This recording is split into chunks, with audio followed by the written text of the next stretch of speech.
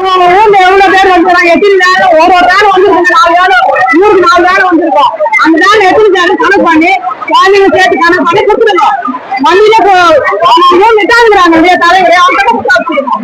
நேரம் என்ன திட்டு அவங்க இடம் ஒரு இடத்துல உட்கார வச்சு சாப்பாடு வச்சு விட்டு மாட்டோம். தண்ணி கொடுத்தா சாப்பாடு கொடுத்தாங்க இங்க குடுக்கல சொல்லல, இந்த குடுக்குறீங்கல்ல அதை போக நானு அதுதான் கொடுத்து அனுப்புவேன். வெளியே கூட வச்சு அவங்க தனித்தனி உட்கார வச்சு சாப்பிட்டு மாட்டோம்.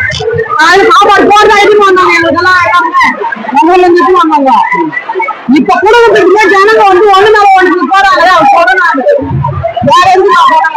குழந்தைங்களாம் சின்ன குழந்தைங்க வயசானவங்க இருக்கிறாங்க, அடிபட்டு யாரு பாக்குறது சொல்லு. அதே ஜனங்க வச்சு அவங்க கையில பாக்கணும், அவங்க ஆளுகிட்டா இருக்கிறாங்க போல, அவங்க கணக்கு பண்ணி குடுத்துருவாங்க.